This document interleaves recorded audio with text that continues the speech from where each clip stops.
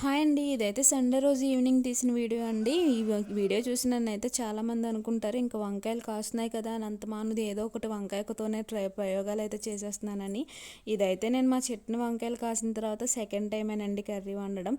ఈ వంకాయలు చిన్న చిన్నగా చాలా బాగున్నాయి. అన్ని చెట్లు పెద్దగానే ఉన్నాయి, కాకపోతే అందులో ఒక్క చెట్టుది మాత్రమే చిన్న చిన్నగా రౌండ్ వంకాయలు అయితే కాసిందనమాట. అవైతే నాలుగే ఉన్నాయి. ఇంకా పచ్చిరేళ్ళలో వేసి అయితే గుత్తి వంకాయలాగైతే కర్రీ చేద్దాం అనుకున్నాను.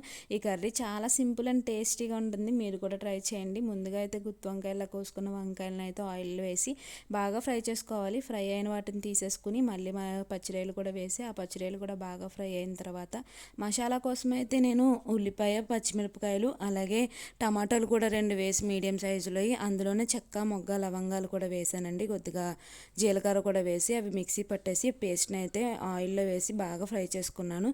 ఆ పేస్ట్ అంతా కూడా బాగా ఫ్రై అయిన తర్వాత ముందుగా ఫ్రై చేసుకున్న వంకాయలు అలాగే పచ్చిరేలు కూడా వేసి బాగా కలుపుకోవాలి. బాగా కలిపిన తర్వాత అందులో రుచికి సరిపడా సాల్ట్, కారం, పసుపు వేసుకుని బాగా ఫ్రై చేసుకుని కొద్దిగా వాటర్ అయితే వేసుకోవాలి. వాటర్ అంతా ఎగిరి ఆయిల్ పైకి తేలుతుంది కదా, అప్పుడైతే కర్రీ రెడీ అయినట్లే. కొద్దిగా కొత్తిమీర అయితే వేసుకుని మన దగ్గర గరం మసాలా కూడా ఉంటే గరం మసాలా కూడా వేసుకుని దించేసుకోవడమే. కర్రీ అయితే చాలా బాగుంటుంది. ఈసారి మీరు కూడా ట్రై చేసి ఎలా వచ్చిందో కామెంట్ చేయండి. నా వీడియో నచ్చిందా లైక్ చేయండి, షేర్ చేయండి, సబ్స్క్రైబ్ చేయండి. Thanks for watching. Do subscribe. Bye bye.